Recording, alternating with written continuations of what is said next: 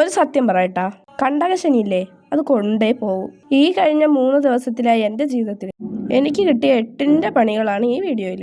As A ദൈവവിശ്വാസി എനിക്കിതിലൊക്കെ ഭയങ്കര വിശ്വാസമാണോ. കയ്യിലൊരു പൈസ എടുക്കാതില്ലായിരുന്നോണ്ട് തല പൊക്കാൻ വയ്യാത്ത ഞാൻ അമ്മയും കൂടെ രാവിലെ ഒരു സീരിയലിന്റെ ഷൂട്ടിങ്ങിന് പോയി. ജഗതിക്ക് മുന്നേ DPI അങ്ങനെ എന്തോ ഒരു ജംഗ്ഷൻ ഇല്ലേ, അവിടെ എത്തിയപ്പോഴത്തേക്കും ടയറിട്ടും അല്ലെങ്കിലും വരാനുള്ളത് വഴി തങ്ങില്ല. പക്ഷേ നമ്മൾ 600 രൂപയുടെ പെട്രോൾ അടിച്ച് കാറിൽ പോകുന്ന മടിച്ച് 120 രൂപയ്ക്ക് പെട്രോൾ അടിച്ച് പോയ നമുക്കായത് 800 രൂപയാണ്. അതും ടയർ കീറി പോവുകയാണ് ചെയ്തത്. അത് നിങ്ങൾക്ക് ഈ വീഡിയോയിൽ തന്നെ കാണാം. എന്തായാലും ഈ വീഡിയോയിൽ എൻ്റെ അവസ്ഥ കാണുമ്പോൾ എനിക്ക് തന്നെ ഓർമ്മ വരുന്ന ഈ ഒരു സീനാണ്.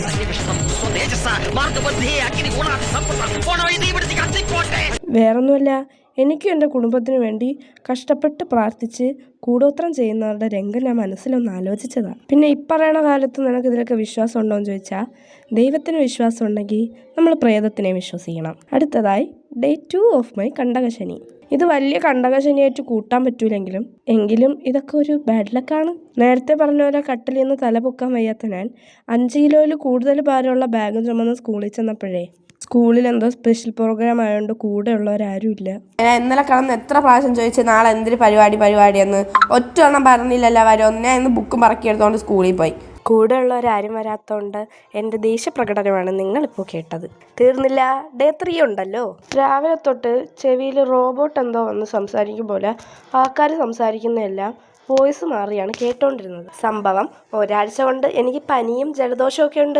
അതിന് എനിക്കറിയാമെന്നുള്ളൊരു ഡോക്ടർ ചേച്ചി പറഞ്ഞു തന്ന മരുന്നും കഴിച്ചിട്ട് ഞാൻ ഇരിക്കുകയായിരുന്നു. രാവിലെ ആയപ്പോഴത്തേക്കും ചെവിയിലാരോ ബാൻഡ് മേളം നടത്തുന്നു. ഒരു 2 മണിക്ക് എണ്ണിട്ട് ഞാൻ പിന്നെ 5 മണിക്കാണ് ഉറങ്ങിയത്. സംഭവം എസ്താഷൻ ട്യൂബിന് എന്തോ പറ്റിയതാണ്. മാത്രമല്ല എൻ്റെ അമ്മയ്ക്കും വയറ്റിന് എന്തോ ഒരു പ്രശ്നം ഉണ്ടായിരുന്നു.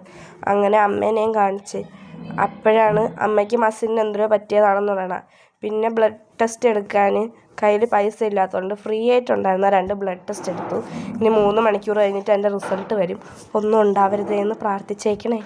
വല്ലതും ആവണമെന്ന് കൂടോത്രം ചെയ്ത് വെക്കാനല്ല, സ്നേഹമുള്ള ആരെങ്കിലും ഒന്നും പറ്റില്ലേ എന്നൊന്ന് പ്രാർത്ഥിച്ചാൽ മതി.